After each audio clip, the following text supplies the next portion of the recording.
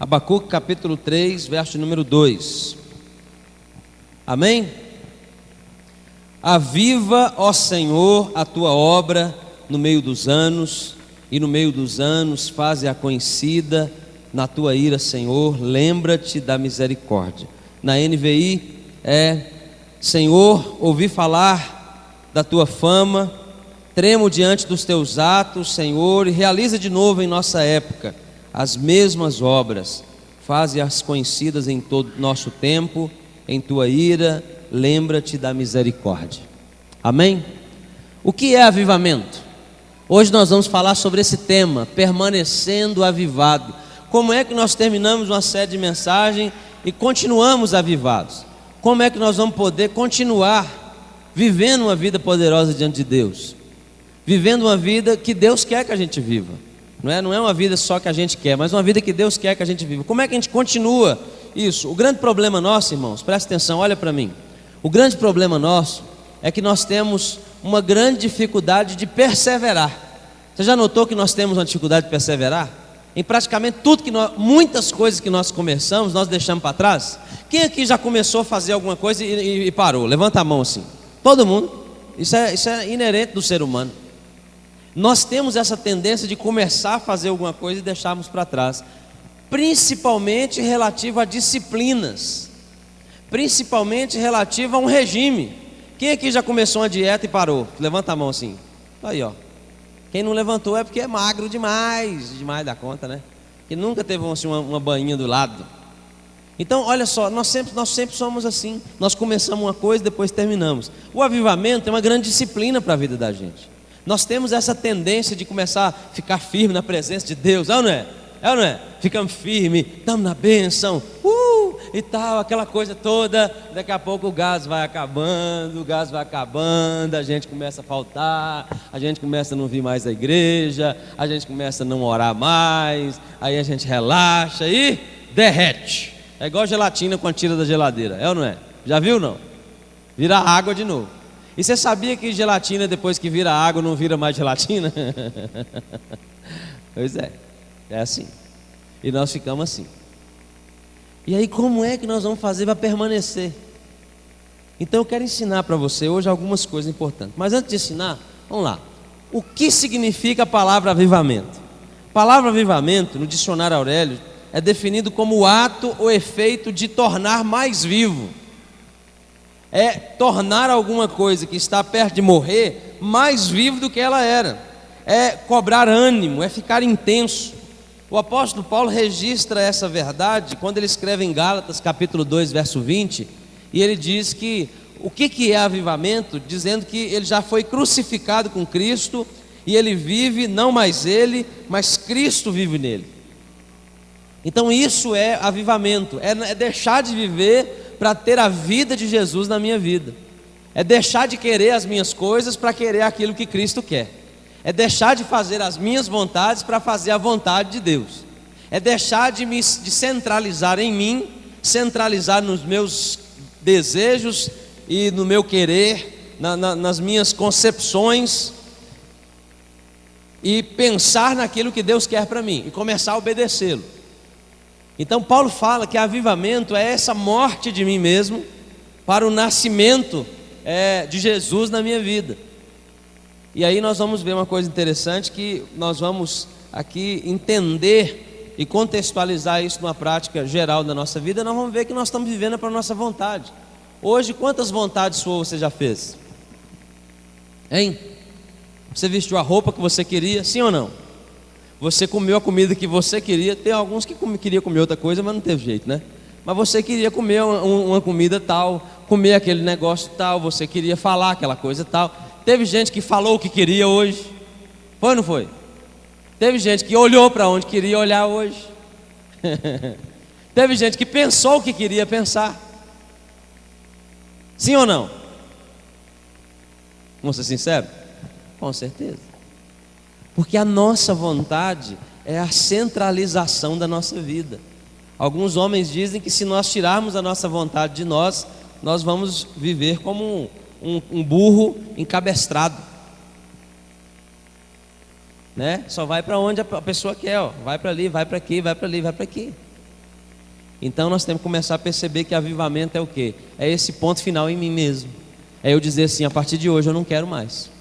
A partir de hoje eu não quero mais dirigir minha vida. Eu quero que Jesus dirija a minha vida. Eu quero saber a vontade dele para mim. Eu quero agora andar conforme a vontade dele. E aí nós vamos ver que o maior impedimento para a vontade de Deus na minha vida sou eu mesmo, viu? Fala para a pessoa do salão, sabe quem é o maior impedimento? Sou eu.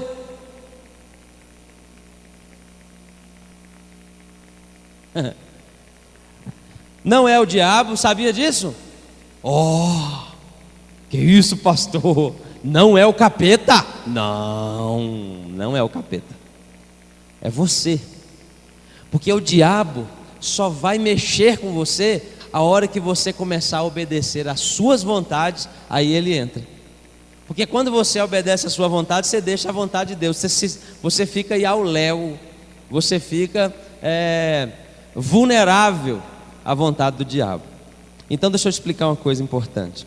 Você é alguém que impede o avivamento. Se tem alguém que impede o avivamento dentro da igreja, o avivamento na sua vida, é você mesmo. Não é o diabo, não é aquela pessoa tal, não é aquela pessoa tal, mas o que impede o avivamento chegar até você é você mesmo, suas fraquezas, suas necessidades, suas vontades, seus desejos. São essas coisas que impedem o grande avivamento na sua vida. E nós temos que entender que o avivamento não começa, o avivamento da igreja, ele não é na estrutura da igreja. Algumas pessoas já disseram para mim, pastor, nós estamos precisando de um culto avivado. O que é culto avivado? Vamos colocar a legenda no culto avivado? É bater muita palma, é pular, é gritar, é tocar música pesada que fala assim, pula, tira o pé do chão. É tocar isso todo dia, Paulo. Ninguém aguenta isso, viu? Eu aguento assim uma vez ou outra. Tem gente que até agora já está até fazendo cara feia para mim já aí, ó, que não aguenta. Mas eu acho legal de vez em quando, até bom tirar o pé do chão um pouquinho, né? E beleza, mas tem gente que acha que é só isso. Então todo dia tem que ter isso, que o povo gritar, o povo rolar no chão, e aquele negócio e e nada de mudança na vida. Tem gente que acha que uma igreja avivada é quando tem um culto avivado, onde o povo bate palma, grita aleluia, fala em língua, tem visão, revelação, sapatinho de fogo, cair no poder e perepê, ptt. E deixa eu falar para você uma coisa, meu irmão, não é. Avivamento não é um negócio que muda a estrutura. Avivamento muda a vida da gente, muda a nossa visão de ver o mundo, muda a nossa visão de interagir com as pessoas, muda a nossa visão de perdoar, muda a nossa visão de relacionamento, tira de nós o egoísmo e coloca dentro de nós um espírito cristão, a vida de Jesus dentro de nós, que deixou tudo, como está escrito lá em Filipenses capítulo 2, verso 7, o que ele fez? Ele deixou toda a sua glória para estar conosco. Amém? Então vamos ver aí no papel aí, você está com o seu Conex? Vamos ver. Vamos lá. Antes de você ver, olha ele para mim, vamos lembrar, eu coloquei para a gente lembrar. Josisso Soares, ele diz que avivamento, vamos ler juntos? Avivamento é um ato sobrenatural de Deus na vida do cristão que, abrindo para ele seu coração. Você está lendo ou não? Vamos ler todo mundo? Vamos lá. Avivamento é um ato sobrenatural de Deus na vida do cristão que, abrindo seu coração, torna-se fértil para a produção do fruto do Espírito, enchimento e dons espirituais.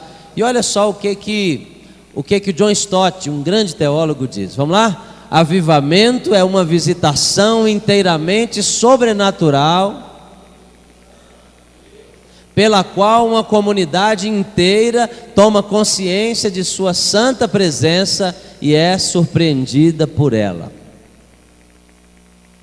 Então vamos lá. O avivamento nos faz 4 chamadas pessoais. Pega o seu papel e começa comigo. A primeira chamada, o avivamento nos chama a retornar. O que o avivamento sempre vai fazer conosco? Nos chamar para retornar. Retornar para onde, pastor? Retornar para a vida com Deus. É o convite que o pastor Magnus faz, tem 5 anos. Gente, vamos viver com Deus. Vamos viver com Deus, gente. Vamos deixar essa vida religiosa.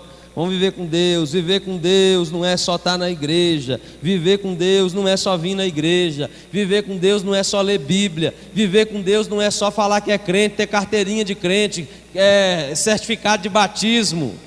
Viver com Deus é no dia a dia, toda hora, é responder às situações da vida.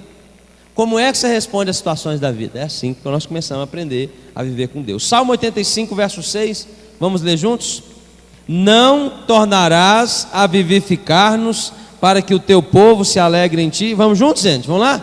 Não tornarás a vivificar-nos, para que o teu povo se alegre em ti. O salmista está dizendo: Senhor, o Senhor não vai nos dar vida novamente? Senhor, será que o Senhor não vai nos alegrar, nos dar essa vida? Na NVI esse mesmo texto diz assim: acaso não nos renovará a vida, a fim de que o teu povo se alegre em ti? Esse texto, irmãos, nos indica a ideia da necessidade de uma recuperação. Então deixa eu ensinar uma coisa para você continuar avivado.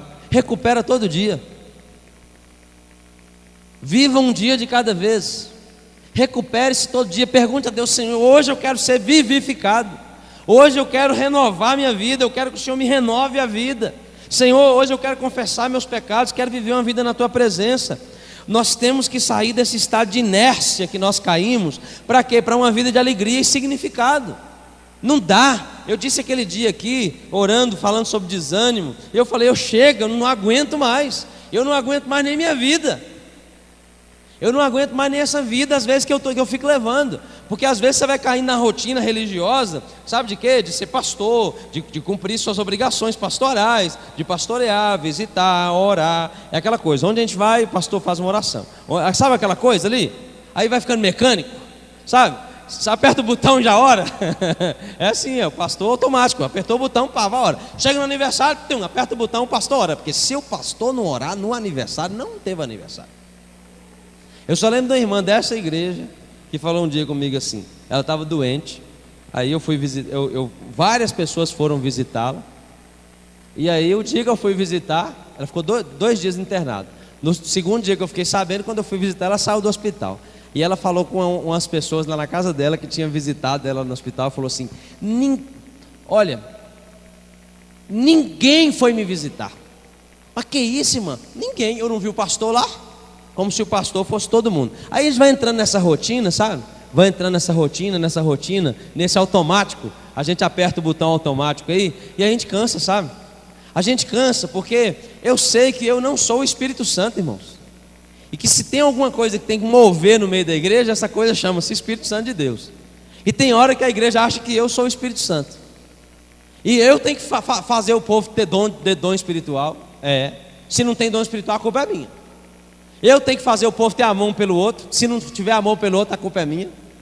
E aí você vai cansando desse negócio, sabe? Vai cansando até um ponto que você chega para Deus e fala: Senhor, eu quero ter alegria e ter significado. Eu quero um avivamento na minha vida. Eu quero começar a viver uma vida nova. Eu quero fazer isso tudo que eu estou fazendo como pastor, mas eu quero fazer com alegria agora. Não quero fazer apertar do botão do automático, porque muitos de nós somos assim. Olha, na hora que dá quarta-feira, 7h20, você já levanta sozinho, suas pernas já levantam sozinho, já te leva no banheiro, você toma um banho, já veste aquela roupa, né? Aquela roupa sacramental que você sempre vem, que é aquelas roupas. Tem roupa que a gente vai trabalhar, mas tem roupa que a gente vai para a igreja. Sim ou não? A gente tem as roupas sacramentais, as roupas sacerdotais, as roupas religiosas. Essa roupa aqui é para eu poder ir para a igreja. Aí a gente já veste aquela roupa, a gente já vem automaticamente, chega aqui, senta, tá assim, vou ouvir a mensagem do pastor e vou embora depois. E nada mudou. E aí nessa hora que a gente tem que retornar, a gente tem que lembrar que a gente tem que vir para cá por um significado, irmão. Por favor, não saia de sua casa mais assim. Então não vou na igreja mais. Não, vem na igreja, mas vem com significado. Porque esse dia eu falei assim: se você for vir na igreja desse jeito, não vem mais não. Aí a pessoa falou: então eu não vou. Não, muda e vem, me ajuda. Então não vou mais então não, eu só vou desse jeito. Então, pelo amor de Deus. Então nós temos que começar a tomar a postura disso aí. Olha, esse texto aqui traz a ideia de um retorno a uma vida que só é experimentada na presença de Deus. Uma vida que tem um retorno na presença de Deus. E essa vida é possível, mas às vezes nós perdemos essa vida em algum lugar por aí. Lembra quando você chegou na igreja, como é que era melhor? Como é que você tinha aquele fogo, aquela alegria? E hoje eu vou porque senão o pastor vai me ligar amanhã e perguntar assim: oi, você sumiu? É boa. É ou não é? Então você tem que vir, sabe para quê? Para encontrar com o eterno. Você tem que vir para se sentir tocado por Ele. Você tem que vir com essa alegria e com essa esperança de sair daqui. Tocou na presença dEle, tocou no vestido dEle. Lembra daquela mulher do fluxo de sangue que saiu de sua casa com hemorragia, a mulher anêmica, a mulher toda detonada, a mulher não conseguia, mas ela enfrentou tudo pela expectativa dela de tocar nas vestes de Jesus. Você tinha que vir para a igreja nessa expectativa: vou passar por cima de todo mundo, mas hoje eu recebo minha bênção. Você pode dizer pelo menos um amém para me ajudar, ou não? Você está morrendo também? Misericórdia, gente, acorda. Você entende o que eu estou falando? Então nós temos que retornar, voltar de novo para Ele e estar na presença dEle. Segunda coisa, olha aí, o avivamento nos chama a... Está dormindo ou não? O avivamento nos chama a restaurar. Salmo 126, 4, vamos ler juntos? Senhor, restaura-nos assim como enches o leito dos ribeiros no deserto. Da mesma forma que o Senhor enche os ribeiros no deserto, restaura a minha vida. O avivamento, irmãos, restaura verdades na nossa vida. Olha para mim aqui, vamos visualizar. No deserto há um tempo de seca profunda e que dura mais ou menos 9 meses no ano. Você já imaginou o que é isso? 9 meses de seca. Seca intensa, de graus durante o dia de 55 graus. E durante a madrugada de 0 grau abaixo de 0 grau. 0 ou 1, 2 graus abaixo de 0. Algo que oscila-se totalmente a ponto de não ter nenhuma vida que suporte aquilo. Mas tem um tempo no deserto ali, daquela área ali, árabe, aquela parte ali perto de Jerusalém, para aquelas áreas ali perto de Belém, que durante 2 meses acontece chuvas nas cabeceiras dos rios, e os rios entram naquele deserto seco de 9 meses de 55 graus e 3 graus abaixo de 0, e quando eles entram, trazem uma quase ilusão de ótica, de beleza e ternura no meio daquele deserto seco. E quando esse texto do Salmo 126 foi escrito, ele tenta trazer a alusão dessa verdade para as nossas vidas. Uma seca tão profunda, uma seca tão radiante, e que a água de uma chuva e de um ribeiro entra naquele deserto seco, que chupa aquela água, mas ela não consegue secar. E aí começa a nascer aquelas plantas verdes do lado, e começa a embelezar aquele deserto horrível, terrível, uma visão tenebrosa, mas começa a ficar tudo bonito e verde ali. Você consegue visualizar isso ou não? Aí é isso aqui que Davi está vendo, é isso aqui que o salmista está vendo, é isso aqui que ele fala: Senhor, restaura-nos. Nós estamos com sede, nós estamos numa seca, nós estamos secos, Senhor. Há uma seca dentro de nós aqui, ó. Não há mais alegria. Lá em Ageu conta que teve uma seca tão grande no meio do povo de Israel. Secou-se a parreira, secou-se a videira, secou-se a videira é azeitona, não é? E a parreira é de uva. A oliveira que a oliveira, a videira é de uva, videira é de uva. A videira, aí fala assim, secou-se os pés de romã, e secou-se também a alegria do povo. Viu?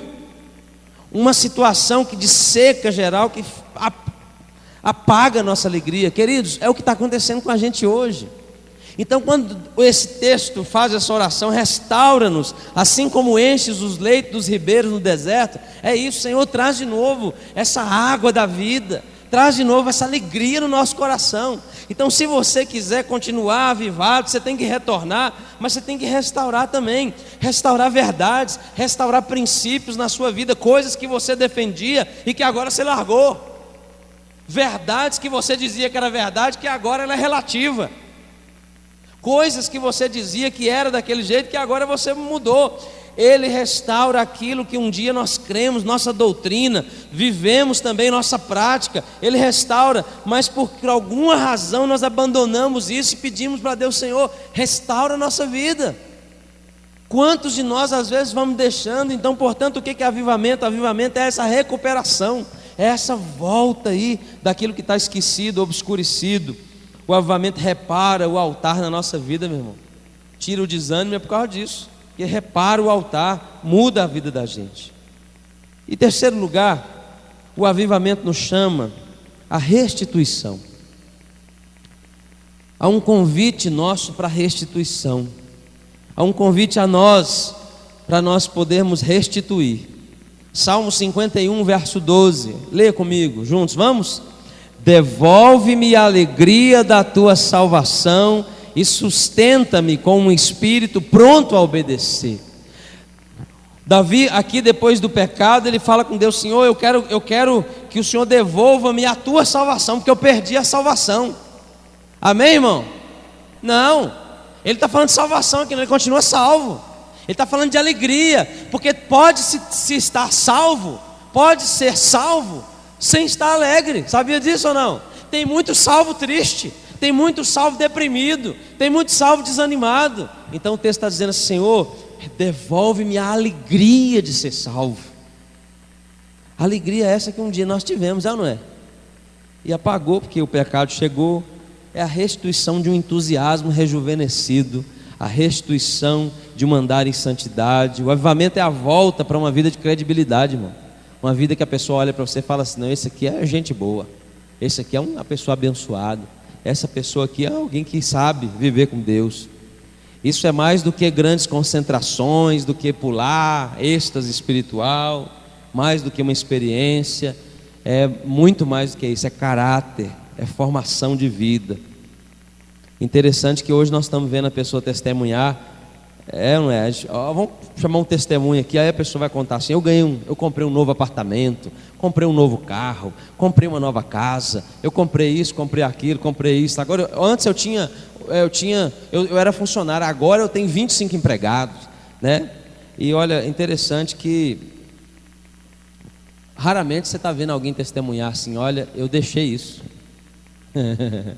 eu deixei aquilo, eu abandonei isso, eu abandonei aquilo. Porque hoje o negócio é ganhar, não é dizer eu abri mão disso para receber algo que ninguém está vendo, mas que todo mundo começa a olhar para mim aqui agora e ver que eu tenho uma alegria no coração, um negócio diferente aqui no olhar, no falar. Avivamento é uma operação do Espírito de Deus entre seu povo, é algo que mexe lá dentro, é Deus agindo na igreja, é a volta ao culto verdadeiro, a um culto verdadeiro, um culto que vai tocar no coração de Deus. É a adoração genuína, sabe, da contrição de coração. Você chegar na igreja e você entender que você vai encontrar com o Deus eterno, e que conforme estiver a sua vida, Ele pode dizer não para você. Então você chega, sabe como? De cabeça baixa assim, ó. Você senta aí, ó, de cabeça baixa, põe a mão assim, ó, põe quase que a cabeça entre os joelhos e fala: Senhor, tem misericórdia de mim. Isso é avivamento. Não é chegar aí todo riguilido. Já viu essa palavra? Riguilido. Tem gente que chega todo riguilido, cheio dos pecados nas costas, não está nem aí para nada. Meu querido, hoje nós temos que entender essa grande verdade na nossa vida, que Deus pode dizer não para a gente. Entendeu? Não estou dizendo que você tem que chegar triste na igreja não, viu? A gente tem que ficar feliz. Mas na hora que você chegar, você vai encontrar com Deus eterno, você vai celebrar o Deus eterno, e quando Ele olha para nós, Ele quer ver uma roupa branca. Então confessa, Ele está pronto para perdoar. A Bíblia fala que Deus é pronto para liberar compaixão sobre você. Então esse culto verdadeiro, um culto onde a pessoa sabe que está entrando na presença de Deus, um culto onde a pessoa sabe o tamanho do Deus que tem, um culto onde a pessoa vai saber o que pedir. É o povo, é ali entregando a vida, ouvindo a palavra de Deus verdadeira. É isso que é o avivamento que pode restituir essa vida nova com Deus. Que Deus nos ajude, irmãos, a sair dessa vida morna, viu? A Bíblia fala que se nós continuarmos mornos assim, Ele vai nos vomitar da sua boca para fora, viu? Se você é frio, você pode esquentar, sabia disso ou não? Você é quente, está na benção, mas você é morno, você não é nada. Jesus fala que vai vomitar da boca para fora. Salmo 53, verso 6 diz: quando Deus restaurar o seu povo, Jacó exultará e Israel se regozijará. O dia que Deus avivar o nosso coração de forma verdadeira, o dia que Deus colocar um fogo no nosso coração aqui, ó, você deixar esse fogo pegar fogo mesmo, você vai ver que até essa vizinhança aqui vai começar a ver um negócio diferente na gente. Você vai começar a ver essa vizinhança todinha vindo aqui, ó. Eu estou vindo aqui que eu estou lá em casa sentindo uns negócios esquisitos. Está parecendo que tem alguma coisa me chamando para aqui dentro. Você vai ver as coisas começarem a acontecer. Vamos lá, quarto lugar, o avivamento nos chama a conquista. E aí agora eu quero que você abra a sua Bíblia em Josué capítulo 7. E eu vou daqui para frente lembrar um pouco sobre esse texto aí. Josué capítulo de número 7. Abra a sua Bíblia nesse texto. Fica com ela aberta aí. O avivamento nos chama a conquista. Se nós queremos conquistar alguma coisa, como nós queremos conquistar esse bairro, queremos conquistar aí essa reforma aí da parte de baixo que vai começar na segunda que vem, queremos conquistar a casa de apoio e vida, queremos conquistar essa cidade para Jesus. Se nós queremos conquistar alguma coisa, avivamento nos chama para essa conquista de muitas coisas abençoadas. Olha só o que diz aí no Josué capítulo 7. Deixa aberto que nós vamos olhar algumas coisas importantes aí. Vamos lá. O despertamento espiritual, ele vem geralmente com trovão e fogo. Sabia disso ou não? Deus precisa abalar tudo que impede seu povo para voltar para Ele. Então tem hora que Deus dá uma chacoalhada, não literalmente, né? Trovão e fogo, mas essa chacoalhada é nossa. Pega a sua Bíblia aí, vamos lá. Vamos ler esse texto aí. Amém? Mas os israelitas foram infiéis com relação às coisas consagradas. Acã, filho de Carmi, filho de Zirri, filho de Zerá, da tribo de Judá, apossou-se de algumas delas, e a ira do Senhor acendeu-se contra Israel. Sucedeu que Josué enviou homens de Jericó a Ai, que fica perto de Bet-Aven, a leste de Betel, e ordenou-lhes: subam e espione a região. E os homens subiram e espionaram Ai. Quando voltaram, Josué disseram: não é preciso que todos avancem contra Ai. Envie uns 2 ou 3 mil homens para atacá-la. Não canse todo o exército, pois eles são poucos.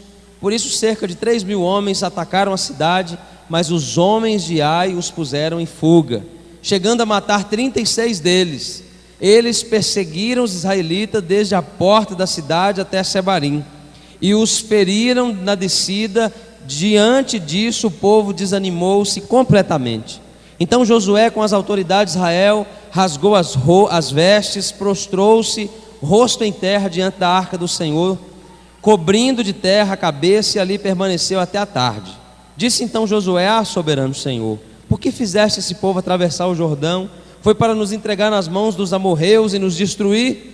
Antes nos contentássemos em continuar do outro lado do Jordão. Que poderei dizer, Senhor, agora que Israel foi derrotado por seus inimigos? Os cananeus e os demais habitantes dessa terra saberão disso, nos cercarão e eliminarão o nome da terra, nosso nome da terra. Que farás então pelo teu grande nome? O Senhor disse a Josué: levante-se, porque você está aí prostrado. Israel pecou, violou a aliança que eu lhe ordenei, apossou-se das coisas consagradas, roubou-as, escondeu-as e as colocou junto dos seus bens. Por isso os israelitas não conseguem resistir aos inimigos, fogem deles, porque se tornaram merecedores da sua destruição. Não estarei com vocês, não estarei mais com vocês, se não destruírem no meio de vocês o que foi consagrado à destruição. Vá, santifique o povo, diga-lhes: santifiquem-se para amanhã, pois assim diz o Senhor, o Deus de Israel: há coisas consagradas à destruição no meio de vocês, ó Israel. Vocês não conseguirão resistir aos seus inimigos enquanto não as retirarem. Apresentem-se de manhã, uma tribo de cada vez. A tribo que o Senhor escolher virá à frente, um clã de cada vez. O clã que o Senhor escolher virá à frente, uma família de cada vez. E a família que o Senhor escolher virá à frente, um homem de cada vez. E aquele que for pego com as coisas consagradas será queimado no fogo, com tudo que lhe pertence. Violou a aliança do Senhor e cometeu a loucura em Israel. Na manhã seguinte, Josué mandou os israelitas virem à frente, segundo as suas tribos, e a de Judá foi escolhida. Os clãs de Judá vieram à frente, e ele escolheu os Zeraitas. Fez o clã dos Zeraitas vir à frente, família por família. O escolhido foi Zinri. Josué fez a família de Zinri vir à frente, homem por homem. E Acã, filho de Carmi, filho de Zinri, filho de Zerá, da tribo de Judá, foi o escolhido. Então Josué disse a Acã: meu filho, para a glória do Senhor, o Deus de Israel, diga a verdade, conte-me o que você fez, não me esconda nada. E Acã respondeu: é verdade que pequei contra o Senhor, o Deus de Israel. O que fiz foi o seguinte: quando vi entre os despojos uma bela capa feita na Babilônia, 2,4 kg de prata e uma barra de ouro de 600 gramas, eu os cobicei e me apossei deles, então escondidos no chão da minha casa, com a prata por baixo. Josué enviou alguns homens que correram à tenda de Acã, lá estavam escondidas as coisas com a prata por baixo. Retiraram-nas da tenda e as levaram a Josué e todos os israelitas e puseram perante o Senhor. Então Josué, junto com Israel, levou Acã, bisneto de Zerá, e a prata, a capa, a barra de ouro, seus filhos e filhas, seus bois, seus jumentos, suas ovelhas, sua tenda e tudo que lhe pertencia ao vale de Acor. Acor significa desgraça, ao vale da desgraça. E disse Josué: por que você nos causou tanta desgraça? Hoje o Senhor lhe causará desgraça. E todo Israel o apedrejou, e depois apedrejou também os seus, e queimou tudo, e todos eles no fogo. Sobre Acã ergueram um grande monte de pedra, que existe até hoje. Então o Senhor se afastou do fogo da sua ira, por isso foi dado àquele lugar o nome de Vale de Acor, nome que permanece até hoje. Capítulo 8, verso 1. E disse o Senhor a Josué: não tenha medo, não desanime, leve todo o exército com você e avance contra Ai, e eu entreguei nas suas mãos o rei de Ai, seu povo e sua terra. Você fará com que Ai, seu rei, o que fez com Jericó e seu rei, e dessa vez vocês poderão se apossar dos despojos e dos animais. Prepare uma emboscada atrás da cidade. E eles entraram lá, destruíram a cidade toda e tomaram tudo. Olha para mim, deixa eu pensar com você algumas coisas importantes. Primeiro, você vai ver aí uma coisa importante: como é que eu faço para conquistar? Pastor, eu só estou perdendo. Tem gente que está dizendo assim: pastor, eu estou perdendo, meu dinheiro é um saco furado, minha vida é assim, eu estou perdendo tudo, eu não consigo ter nada. Primeira coisa que você tem que mudar na sua vida está aí no verso 1. Primeira coisa é estar livre de pecados ocultos. Você precisa estar livre de pecados ocultos. Tem coisa escondida na sua vida. Avivamento, irmão, começa confessando: eu estou com pecado, eu estou com problema. O que havia ali na vida daquele povo era isso. Eles entraram em Ai. Ai era uma cidadezinha desse tamanhozinho, com um pouquinho de gente, desse tantinho assim, ó. Eles entraram lá com mais gente do que aquele tanto de gente que tinha, e perderam a guerra. Sabe por que nós estamos perdendo as guerras na vida da gente? É por causa disso, porque tem pecado escondido na nossa vida, coisa escondida, falta de submissão, insubmissão na nossa vida, falta de atitude, falta de muita coisa, e além dos 7 pecados capitais, que ainda puxa mais uns 200. E aí nós temos esse problema grandioso. Então olha só, primeira coisa para você conquistar é que você precisa estar livre desses pecados ocultos na sua vida. Coloque isso diante de Deus, irmão. Se você puder, coloque isso até diante de alguém também, alguém de confiança. Abre o coração e fala. Uma coisa que você tem que atender é isso: olha, o que havia cometido o pecado tinha sido um só homem. O texto fala que foi só Acã que cometeu o pecado, mas Acã já havia violado as leis de Deus, que Deus dá nas batalhas. Deuteronômio capítulo 3, verso 16 diz assim: depois peguem todos os objetos de valor que encontrarem, amontoem na praça e queimem tudo, e também a cidade. Quando as pessoas entravam naquela cidade, Deus não queria nada daquilo ali. Talvez exista alguma pessoa dentro da igreja que está nessa circunstância. Tem gente às vezes que está assim, vivendo uma vida de pecado escondido, achando que ninguém está sabendo. Eu tenho falado um negócio aqui na igreja, e você escreve o que eu estou falando, viu? Ó, graças a Deus, nesses 5 anos que eu estou aqui, não tem pecado que fica escondido.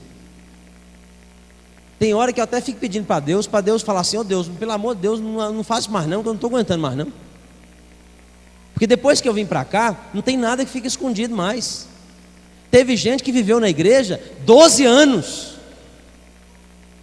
Gente que viveu na igreja aí anos e anos e anos e anos.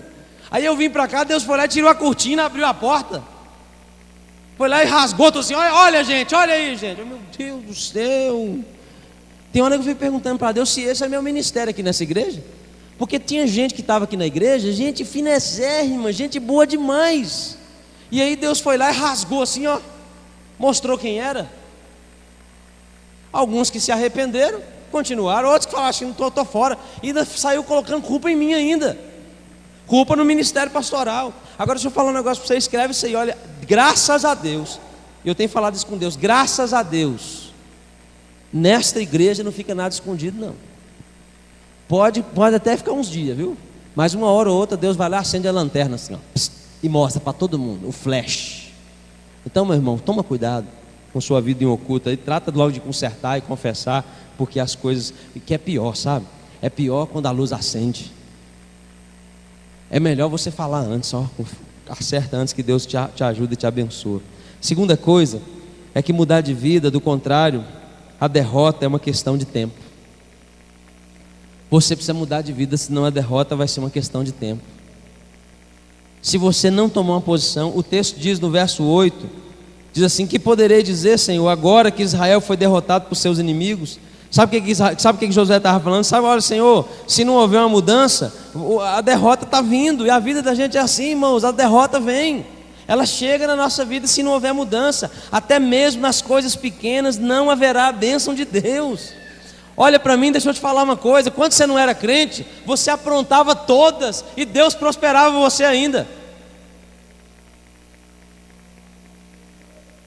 Sabia disso ou não? Alguém falou comigo assim: pastor, agora que eu estou andando na presença de Deus, pastor, meu negócio não vai para frente. Está doido, como é que faz? Aí deixa eu te falar uma coisa. A Bíblia fala que Deus perdoa o tempo da ignorância da gente. Sabe, Deus deixando para trás o tempo da ignorância.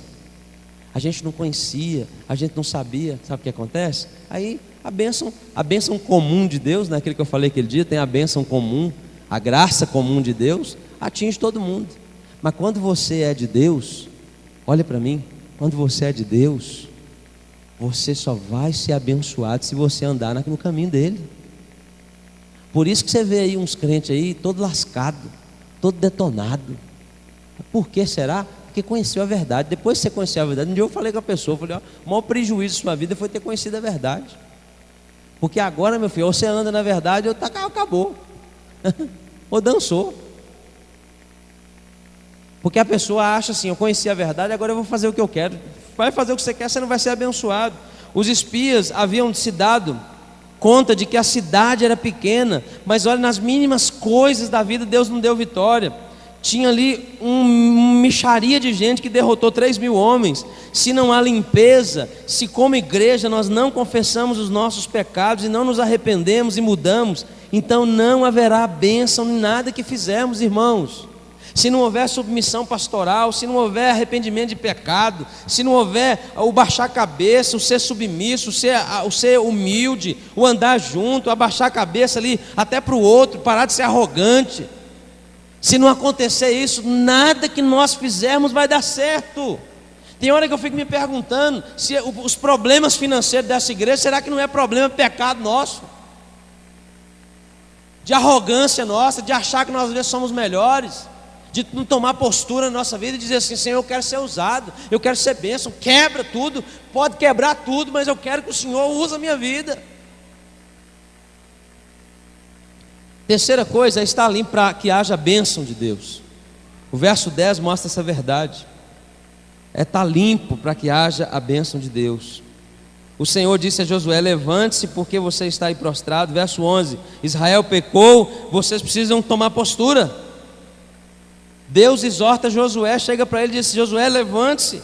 Deus aponta o pecado e fala: Israel pecou, tem coisa errada no meio de vocês aí, tem coisa consagrada para o diabo aí no meio de vocês, tem gente que está roubando, tem gente que está escondendo, tem gente que está aí resistindo à minha presença, tem gente que está atrapalhando. E o texto diz no final do verso 12 assim: ó, não estarei mais com vocês se vocês não destruírem no meio de vocês o que foi consagrado à destruição.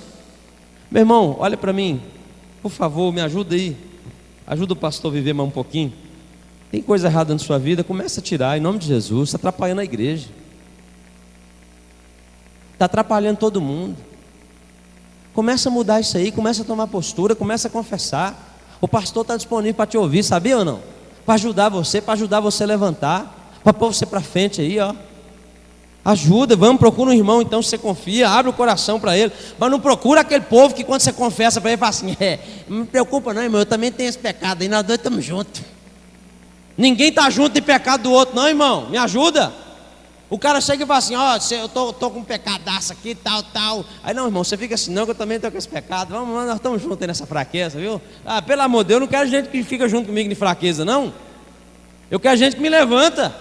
Tá igual o cara que falou com o outro lá assim: moço do céu, eu passei a perna nos 4 ali agora, eu estou mal demais. Moço do céu, fica assim: não, que eu passei foi nos 5, então nós estamos juntos nessa aí, ó.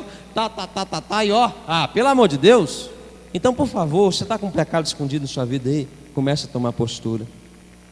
Deus recomenda a santificação. Santificação é a limpeza. Verso 13 diz: vá, santifique o povo, diga-lhe, santifique para amanhã. Olha, vocês não vão conseguir resistir aos seus inimigos enquanto não retirar os problemas que estão dentro de vocês aí, esses pecados. Às vezes nós somos como Josué, nos perguntando: Senhor, por que isso acontece, Senhor? Somos assim ou não? Sim ou não? Por que isso está acontecendo na minha vida? Por que eu estou passando por esse problema, Deus? Hein? E aí esquecemos de olhar, sabe o que? O que está escondido lá de baixo, ó, escondido debaixo dos nossos corações, das nossas intenções, está escondidinho lá de baixo, lá, ó. As nossas arrogâncias, os nossos orgulhos, egoísmo, soberba, luxúria, né? Escondido lá, ira e um monte de coisa escondida lá de baixo, ó. Senhor, deve haver santificação, e para haver santificação, limpeza, é necessário confissão. E confessar dói, sabia? Dói, porque é mexer numa ferida que a gente acha que está sempre cicatrizando. Confessar é um negócio que dói. Mas se tem um negócio que tira um sorriso de Deus, é nós confessar. Dói na gente, mas Ele ri. Viu? Nós temos que aprender isso aí. Faça isso, irmão, antes que seja demasiado tarde. Antes que o Senhor diga não para você. Interessante aqui é que os líderes estão no direito de pôr em evidência e exortar. Aquele dia lá aconteceu isso, né? Eles exortaram, disseram: olha, Josué chamou na frente em público, exortou e disse não. Ele foi usado por Deus para fazer isso. Nós temos que aprender e entender que a igreja tem autoridade para isso também, sabia? Que a igreja tem autoridade para poder chamar a sua atenção, para poder tratar de você. Eu acho que não existe uma igreja tão amorosa como a quarta igreja, até para tratar o pecado dos outros. Sabe, se fosse outras igrejas aí, falaria na frente dos seus problemas, mas nós tratamos com você, no máximo junto a um conselho, né? Quando há situações morais escandalosas aí. Se não há, o pastor mesmo trata, vai lá e cuida, tenta resolver o problema. Mas eu quero dizer para você uma coisa: antes do pastor procurar você, porque descobriu, porque alguém falou, porque alguém insinuou, procure logo. Antes de fazer como Josué fez, né? Família por família, clã por clã, vai lá na frente logo e fala assim: fui eu. É ou não é? Melhor que seja assim. Presta o conexo aqui. No finalzinho aí eu deixei algumas coisas para você pensar comigo. Vamos lá. Às vezes nós somos como Josué e nos perguntamos: Senhor, por que acontece isso? Quando nós realmente sabemos que é por causa do nosso pecado. Deve haver santificação, consagração e principalmente se deve buscar a limpeza. É necessário confessar, e os líderes estão no direito de pôr em evidência e de exortar a quem está mal. Deve haver disciplina na igreja, os irmãos devem aceitar isso. Hebreus 10:31, vamos ler juntos? Que coisa terrível é cair nas mãos do Deus vivo, que haja temor em nossa vida pela santidade de Deus. Se você ou sua família são a causa ou uma das possíveis causas porque a igreja não cresce, então o Senhor está convidando você hoje para poder tomar uma posição diante dele. Olha, eu fico com muito medo, Paulo sabe disso. Desde quando eu cheguei aqui na igreja, eu sempre tive medo disso. Paulinho estudava no seminário e, como um seminarista que faz música, sempre olhava muito a questão da qualidade musical, né, Paulo? Lembra disso? Qualidade musical, a pessoa tem que tocar muito bem, tocar muito bem. Eu me lembro quando eu cheguei aqui, e eu lembro que eu falei com ele uma coisa, eu falei: Paulo, eu quero gente que toque bem. Deus vai nos dar gente que toca bem, como tem nos dado, né? Deus tem abençoado essa turma que toca. Mas antes de tocar bem, eu queria que as pessoas pudessem, com as suas vidas, tocar a vida de outros. Então não adianta, irmão, estar tocando bem ali, ser um bom baterista, ser um bom contrabaixista, um bom tecladista, um bom vocalista, uma boa vocalista. Não adianta ser um bom violonista se a sua vida não é boa diante de Deus, viu? Eu me lembro quando eu cheguei no Tietê, lembra disso, Deise? O baterista fumava maconha. Ele saía da igreja para fumar maconha na esquina, viu? Era uma coisa terrível. Estava lá, viu? Todo mundo, estava lá, todo mundo. E quando eu cheguei, nós começamos a descobrir a coisa e fomos lá e tratamos. Você lembra disso, Rafael? O Rafael que lembra dessa história direitinho. Ó. Rafael nem tocava bateria nesse tempo, né? Depois que faltou o baterista, que Rafael, me lembro até hoje, o primeiro dia que ele subiu na bateria e tocou. E eu fiquei impressionado, porque foi a primeira vez que ele tocou. Eu falei: gente do céu, o cara está tocando. E Deus deu esse dom maravilhoso para ele. Mas eu sempre tenho ensinado isso. Não adianta nada subir aqui na frente. Viu? Vocês que tocam aí, ó. Não adianta nada subir aqui na frente com a vida torta. Porque o louvor só vai fazer barulho, só vai incomodar. Viu? Da mesma forma, você que faz o trabalho, você que participa do conselho, não adianta nada fazer parte de um conselho se a sua vida não está na bênção. Não adianta nada você fazer parte do ministério de oração se não está na bênção. No ministério missionário se não está na bênção. Não adianta nada se você for fazer parte da recepção ali todo sujo. Então você tem que se limpar. Eu quero dizer para você uma coisa, que santo não é aquele que não se suja, mas é aquele que muito se limpa. Viu? Amém? Vou repetir para você entender. Santo não é aquele que nunca fica sujo, mas é aquele que muito se limpa. É aquele que muito pede para Deus limpar. Então santidade não é não sujar. Santidade não é viver a 1 metro do chão. Santidade é viver no chão. E se sujar eu vou limpar. Pastor Ivene disse uma coisa aqui que até hoje marca meu coração. Ele diz assim que o que é viver com Deus? Viver com Deus é a mesma coisa de você ter essa luz acesa aqui, ó. Quando essa luz apaga, o que você faz? Você vai lá no interruptor correndo, ó. Pá. Apagou, acendeu. É assim ou não é? O que é viver com Deus? É ter esse interruptor da confissão. Pecou, fui lá e confessei. Jesus não falou quantas vezes que você precisa confessar que Ele vai te perdoar. Tá? Agora, de tanto confessar, você vai começar a ficar envergonhado com o seu pecado. Aí você vai começar a deixar ele. Se você não ficar descarado, né? Tem gente também é descarada. Tem 20 anos que está com o mesmo pecado. E está confessando o mesmo pecado. Mas pede a Deus na hora que você confessar. Aí você nota que não é uma confissão verdadeira. Porque a confissão te leva ao arrependimento, irmãos. Não o arrependimento que te leva à confissão. Você tem que estar arrependido. Estou arrependido, Senhor, eu pequei. Você sabe, irmão, que você tem fraquezas e que você vai morrer com elas. Você sabe disso, né? Você não vai se livrar dela nesse corpo aí. Você sabe disso.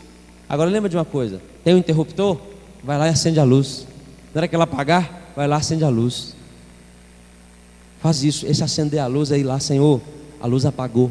Senhor, acende ela de novo na minha vida. Eu quero te confessar. Então eu quero deixar para você hoje essa palavra para você aprender. E uma última coisa: não busque culpar os outros. Para de culpar o outro pelo seu pecado. Olhe para você agora. Para de culpar sua família, seus filhos, sua esposa, seu esposo, os irmãos, o cara lá da empresa onde é que você trabalha, que faz aquelas piadinhas que você cai e ri, ou aquela pessoa que fica fazendo ali sarcasmo da sua vida, pegando no seu pé. Irmão, olha para mim, olha para mim. A situação é com você, não é com ninguém. Porque o dia que você se resolver, você vai resolver a história com todo mundo. Então, por favor, pede a Deus para Deus te avivar. Fala, Senhor, eu quero ser avivado, para que eu não caia na disciplina, para que eu não venha ser rechaçado como alguém que caiu. Porque, irmãos, cair, todo mundo cai todo dia. É ou não é? Mas o cair é do homem, mas o levantar é de Deus. Deus quer te levantar.